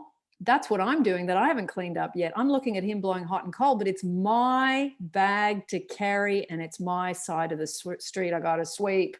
That's it. So you identify it and then you go, okay, I'm going to write some alarms in my phone to remind me, are you dissatisfied, feeling like you are not getting enough, and are you looking for more? Are you repeating these things to yourself today? And I put alarms in my phone to remind me to stop my interpretation of that and to say to myself, I'm so happy with what he gives. He gives enough. He gives enough. He gives enough. He's not my source of love. I am. God is. Infinite intelligence is. I've got to improve my connection with that bigger power that exists. I'm not plugged into that. That's why I'm looking at him and what he is and isn't doing. And that's why I'm focusing on him blowing hot and cold, because I'm not plugged in here and I'm in dissatisfaction. And my permeating body of energy is disgruntled. And that is why the guy does not come my way. Is because, you know, women say all the time, and all the women in here will probably remember at some point someone said to them, or they've said it themselves, men are emotionally unavailable. They don't want to commit. How many times as women, the collective consciousness of women have said that? Right. That's not true. Men do that because they're highly sensitive to our overly trying to suck and drain, like an oxygen tank, the love out of them. And that's why they do what they do. And that's taken me 40 years to understand that. They are highly tuned to a woman who has her own self-love and feels free. And they are highly tuned to a woman who is needy and making it about him. And the woman that gets the difference, it's the difference between having an SP come to you or not. It's that full responsibility, which they talk about in Ho'oponopono. And the Ho'oponopono ties in with what Neville says about everyone is you pushed out. We have to look at ourselves really clearly. But firstly, sometimes you can't quite put your finger on it. Right. It's like completely subconscious because, you know, I actually, I have a wonderful relationship with my father. He's one of my best friends. He's treated me like a queen my whole life. However, he's not always been great with my mother, but he's wonderful to me. Wonderful. I mean, like opens doors, taught me always as a child, like you deserve to be treated the best of the best, but he wasn't good to my mom. Cheated on my mom, you know? So I don't know if I picked up on something like, but you got to really sit with a microscope because generally feel great. You got to, I love that. You just got to sit a little deper and figure it out. And you're absolutely right about the collective. There are a lot of collective beliefs probably on both sides of masculinity, femininity that we have about each other. Yeah. So that's really, really insightful. I would really look at what your inner child believes about what your dad, how your dad was with your mom. I think that you've opened the door to where the stuff could lie. Okay. Because like you said, my dad taught me well, but you were looking at a relationship between your parents. That's the first powerful relationship that you see. So watching your dad treat your mother that way would tell you something unconsciously as you're growing up. So see if your inner child will reveal to you. I would go and do the inner child meditation and set the intention to unlock the door as to what is my inner child carrying about my parents' relationship that's affecting my relationship with my SP. I would start there. Wow, this is wonderful. This is great work. It's deep, but it's wonderful. It is deep. It's if you very go, free. it is. You know, speaking of freedom, yeah. Speaking of freedom, if you go to my channel, just put in inner child after my name into YouTube. There are, it will take you to either channel, but there's some on the meditation channel. There's 2 or 3 inner child YouTubes. Go through all 3 and then pick the ones that you like, because 2 of them are meditations and you can use them when, I would use them especially when you feel upset about your SP, because your emotions are here. So it will be easy to unlock them when you're, don't do inner child work when you're having a good day and you're happy. Don't waste a good day on doing that. When the stuff's already up here, that's when you do inner child work, because you'll fish hook it out really quickly and easily. Great, wonderful. Okay. Inner child, and then flip the script. Got it. Like, that's it. Yeah. He does enough. I'm excited. It's enough. Okay, wonderful. That's it. Thank you so much. Yeah. Appreciate it. Cool. Okay. I'm going to read a little bit more and then I'll take maybe 1 or 2 more questions and then we'll call it a night. So last bit from first chapter. How do you do it? How do you do it? I love this bit. Self-abandonment. So you have to abandon yourself to this. That's the secret. You must abandon yourself mentally to your wish fulfilled in your love of that state. In so doing, live in the new state, no more in the old state. So in the case of what we just talked about, you're abandoning yourself to the state that I am loved, and you no longer look to the other person for it.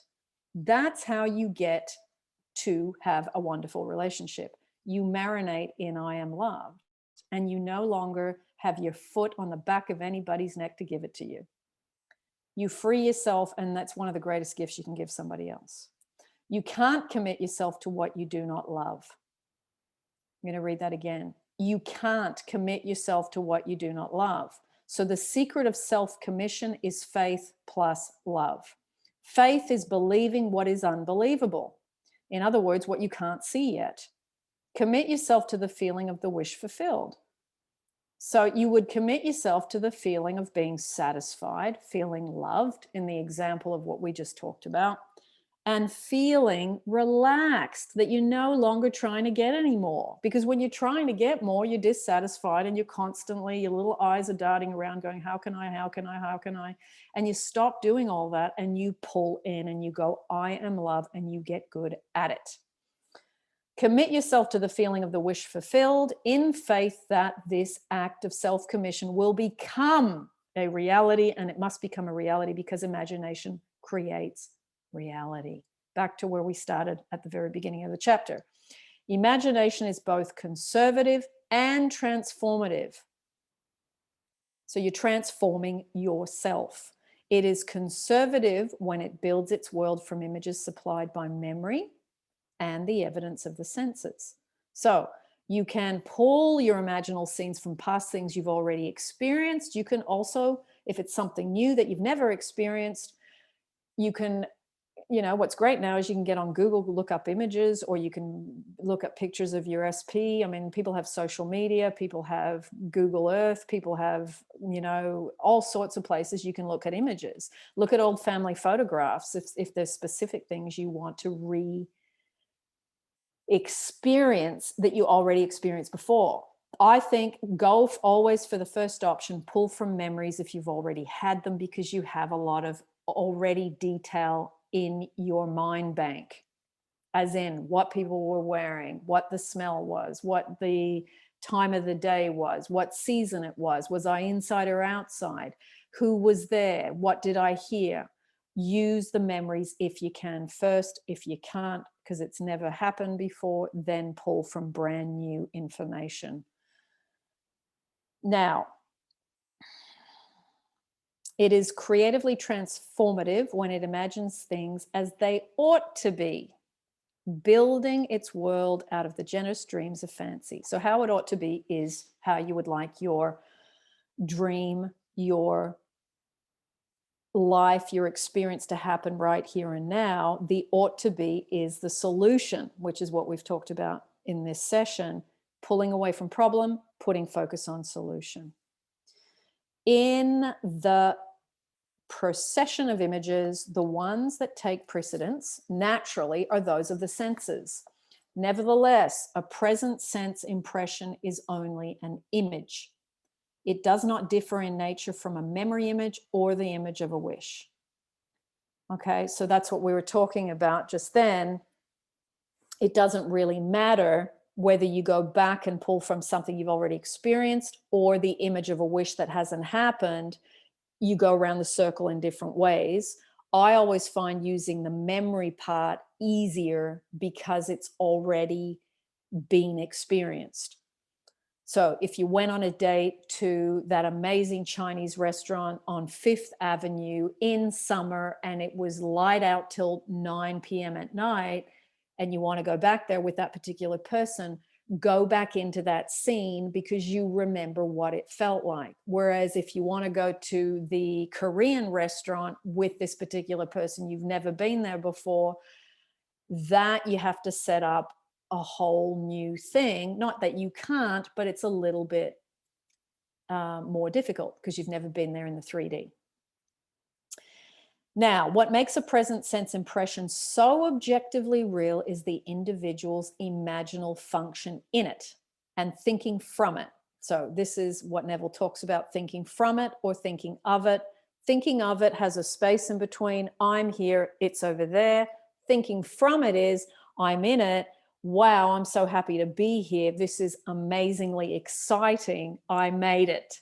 So the feeling is there's no gap between you and it, what it is you want, where you want to be, who you want to be with. So you got to try and practice being in the scene rather than I'm here, it's over there, because that creates a space gap. You want to eliminate the space gap. Okay? Now, if you would enter into the image of your imagination, then you would know what it is to be creatively transformative. Then you would realize your wish, and then you would be happy. Every image can be embodied, but unless you yourself enter the image and think from it, it is incapable of birth. So until you pass through from thinking of to thinking from, it doesn't hatch, in other words. Therefore, it is at the height of folly to expect the wish to be realized by the mere passage of time. That which requires imaginative occupancy to produce its effect obviously can't be affected without such occupancy. So you can't not occupy the scene and move around as a character looking out your own eyes. If you can't get to that place, then you can't create the end result that you want. So you got to practice not looking at yourself as an actor on a stage in a scene where you see the restaurant over there with your SP, you see the two of you over there. You got to be sitting at the table, holding the cutlery, smelling the fish. You got to be in it, in it, in it, in it. That which requires imaginative occupancy to produce its effect obviously cannot be affected without such occupancy. So it can't be affected unless you're in it, living from it. You cannot be in one image and not suffer the consequences of not being in another. So there's a whole playlist on my channel called Living From It. So if you want to explore a bit more about how to be in scenes, how to, just get better at choosing the senses that relate to your imaginal scene to make it more real. I mean, like in the scene of the restaurant with a specific person, you would be using visual because you'd be seeing them, you'd be seeing the food, you'd be seeing the decor, you'd be hearing them talk, you'd be hearing the sounds of the kitchen, you might hear the music, you'd also be using smell because you could smell the food, and taste because you'd be eating a certain thing. And maybe your SP reaches across the table and grabs your hand. So in that scene, there's a lot of senses activated. Not every imaginal scene will have all of those. Pick the ones that are relevant to what you're trying to create. Now, Dewey, I'm going to, why can I not lower hand? Ask to unmute. Okay, there you go. Okay. Well, thank you very much for doing this. And I lost my last session yesterday. Yes. It was painful for me, but you know, Yes. what can I do? I tried like 3 times. Yes. Yes, but so here is the 3 things I have, and it's short. So everything or anything, and I'm sure many people will identify. I got like really hard way, like everything was hard, and things were hard for my parents too. So I think maybe it just came from there. The second one, I always feel like, okay, so if I get something and I feel, how you feel confident about it, like, okay, whether it's a relationship or a little bit on money side or going for a education, like higher education, something. Yeah. My main concern is always that I lose it. You see what I'm saying? There's no stability. Things are not stable for me. So stable as in being able to continually imagine, or stable on the outside? No, if I get something. So for example, if I achieve something, I got it. But there is, and this, I don't know if people can identify or relate with it, but my problem has always been with losing things. I lose it. The moment I'm confident about it, I'm done with it. It's out. It's not there with me anymore.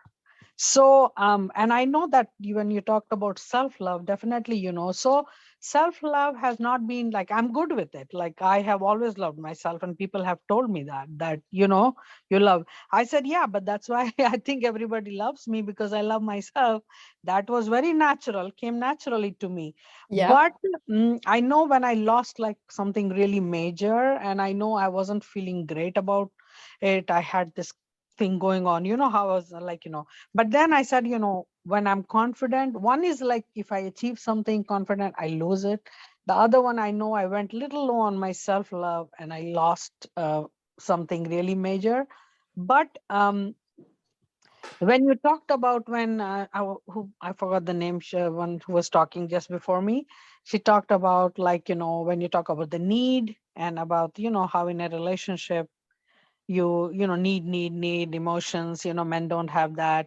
My parents have been my mother was a little argumentative, is like, I would say, but I lost my father a long time back. But I always saw the bonding was very clear, because if my father won't come home by 2 a.m. in the night, my mom would be just standing on the door. So I could see the bonding, but she was always very argumentative, like she would argue for things.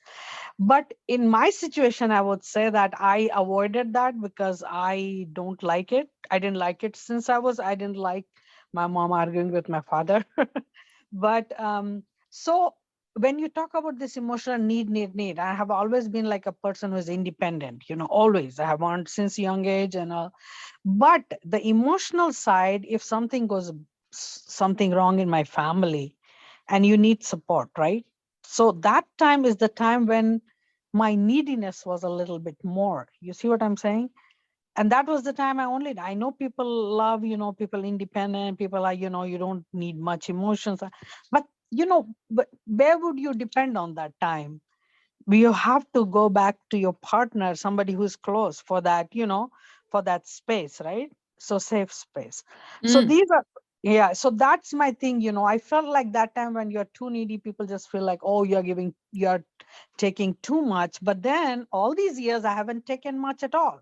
You see, that was the only a year and a half or two when, and it was not all constant, you know, for some time, like some days you need more, some days, you know, but I definitely felt that people feel like they are exhausted, you know, they don't want to give and all.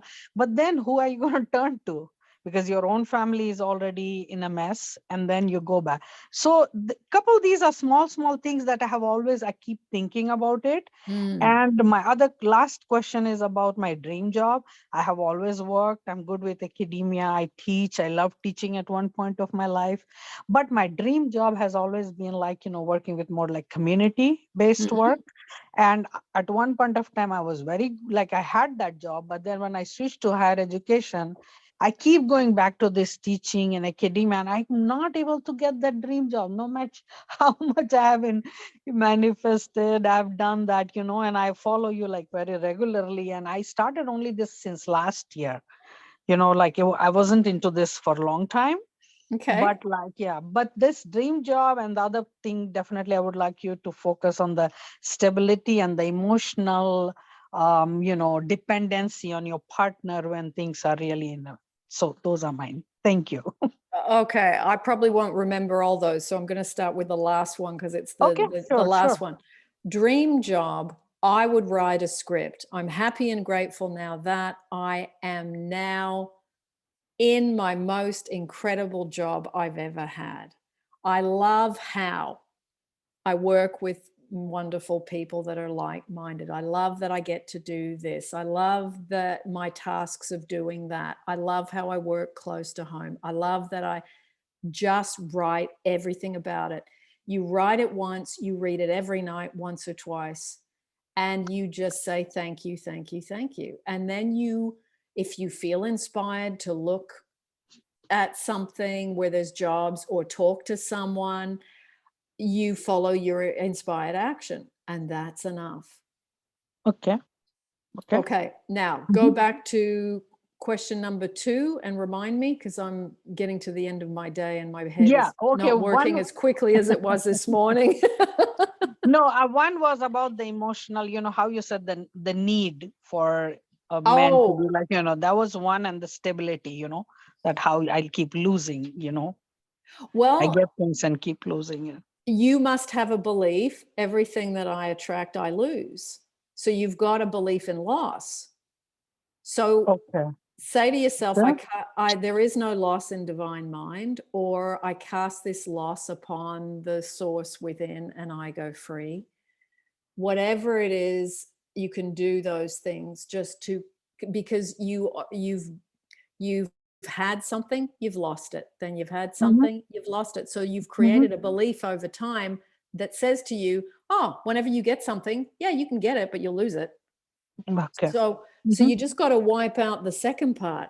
Oh yeah, I attract things and I manifest things and I get to keep them.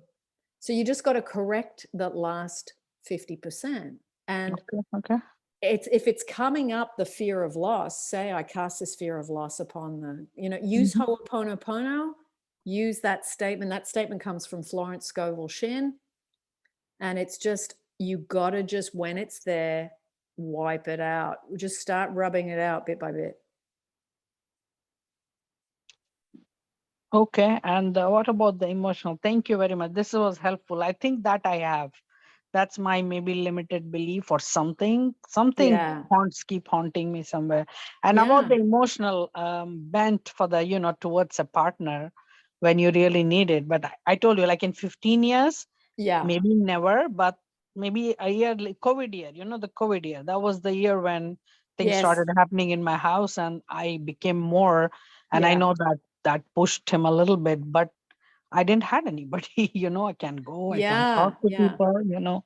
I would say, because you're obviously at the other end of the scale, you're not someone who gets needy and tries to get. You sound like someone who's been at the other end, where you kind of, you don't have too many needs and too many wants in regards to other people. So I would practice, I am supported.